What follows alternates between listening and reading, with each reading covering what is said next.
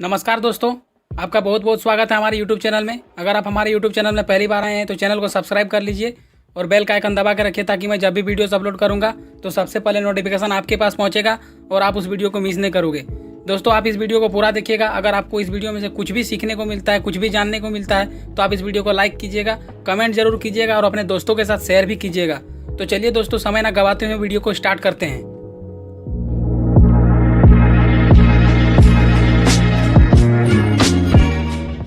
दोस्तों, सबसे पहले मैं आपको एक कहानी सुनाता हूँ। इस कहानी के माध्यम से आप समझिए। दोस्तों, एक बार की बात है, एक राजा ने 4 अंधों को अपने दरबार में बुलाया। 4 अंधों को बुलाने के बाद उनके सामने कुछ शर्त रखा कि आपके सामने एक हाथी को रखा जाएगा। हाथी को रखने के बाद आपको छूना है, छू के बताना है कि हाथी दिखने में कैसा होता है। अगर आपने सही बताया तो आप लोगों को कुछ पैसे दिए जाएंगे। तो राजा की बात को मान लिया उन्होंने। मानने के बाद उनके सामने हाथी लाया गया। एक एक करके चारों अंधों ने हाथी को छुआ और अपने अपनी जगह पर बैठ गया जाके। अब उनसे पूछा जाता है कि बताओ हाथी दिखने में कैसा होता है। तो पहला अंधा बोलता है कि हाथी दिखने में खंबे जैसा होता है। वो इसलिए क्योंकि उसने हाथी के पैर को छुआ था। दूसरे अंधों को जब पूछा जाता है तो वो बोलता है कि हाथी दिखने में अजगर जैसा होता है। क्यों? क्योंकि उसने हाथी के सूंड को छुआ था। फिर तीसरे अंधे को जब पूछा गया कि बताओ हाथी दिखने में कैसा होता है तो उसने बताया कि हाथी सूप जैसा होता है क्योंकि उसने हाथी के पेट को छुआ था। और फिर चौथे को जब पूछा गया तो उसने बताया कि हाथी सांप जैसा होता है क्योंकि उसने हाथी के पूंछ को छुआ था। इसी तरह की बातें लोग नेटवर्क मार्केटिंग को लेकर के करते हैं। वो कुछ देर के लिए इसके संपर्क में आ जाते हैं और फिर बात करते हैं कि यह मेंबर बनाने वाली स्कीम है। तो कोई बोलता है कि ये चैन सिस्टम है, तो कोई बोलता है कि ये बेकार लोगों का काम है, इसमें कोई सफल नहीं होता है।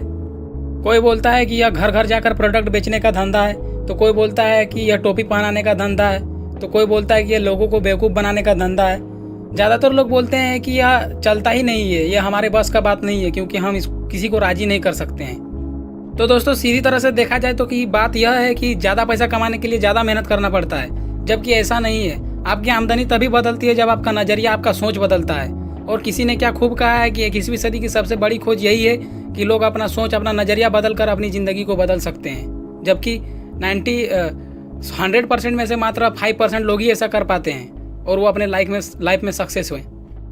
तो दोस्तों, अब बात करते हैं डायरेक्ट सेलिंग बिजनेस की। डायरेक्ट सेलिंग बिजनेस क्या है? दोस्तों, यह नाम तो आपने सुना ही होगा। साथ ही साथ इसको और 2 नामों से जाना जाता है, एक नेटवर्क मार्केटिंग और दूसरा मल्टी लेवल मार्केटिंग। इसके 3 नाम हैं।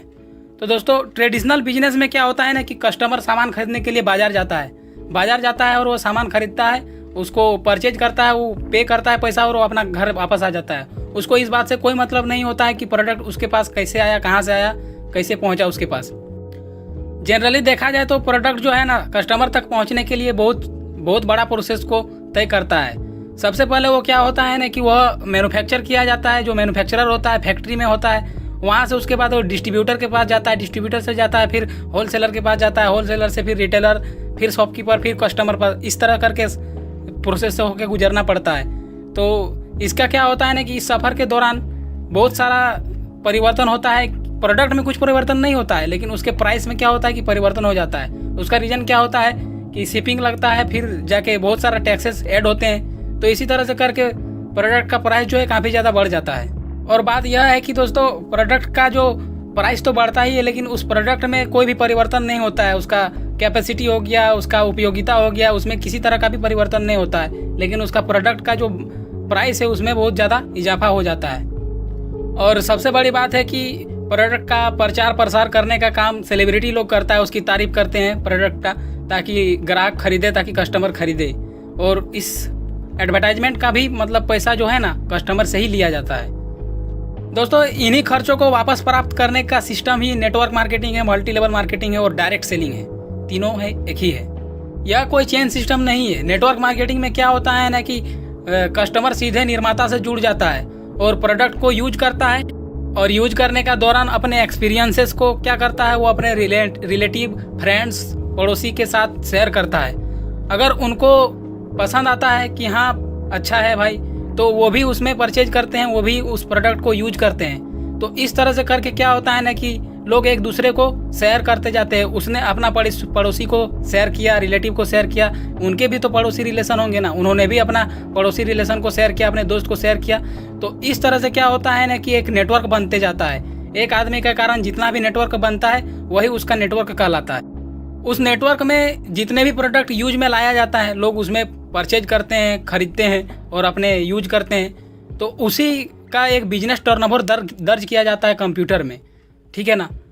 और उसी के माध्यम से लोगों को कमीशन दिया जाता है और उसमें खरीदते वक्त भी लोगों की अच्छी खासी कमाई भी हो जाती है। इसमें आप 3 तरह से लोगों प्रोडक्ट का क्या होता है ना कि कंजप्शन बढ़ा सकते हैं। सबसे पहला है सेल्फ कंजप्शन करके, दूसरा है अपने नॉन फ्रेंड्स को, अपने रिलेटिव्स को, अपने पड़ोसी को क्या करके उनके साथ सेल करके, और तीसरा है उनको इस बिजनेस का, नेटवर्क मार्केटिंग जो 21वीं सदी का सबसे बड़ा बिजनेस है, इस बिजनेस का इम्पोर्टेंस समझा करके।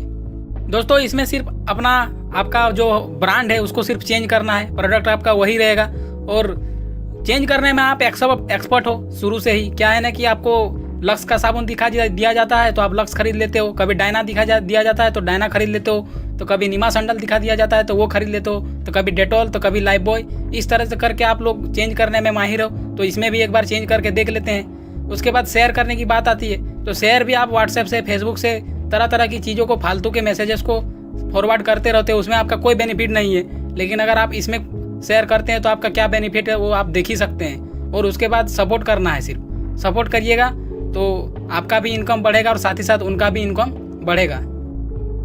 दोस्तों यह बात सच है कि कस्टमर द्वारा जो प्रोडक्ट के लिए प्राइस पे किया जाता है, रेट पे किया जाता है, उसका एवरेज 50 से 60% हिस्सा जो होता है ना, बीच में काम करने वाले लोगों का होता है, जो निर्माता से लेकर के कस्टमर तक प्रोडक्ट को पहुंचाने का काम करते हैं।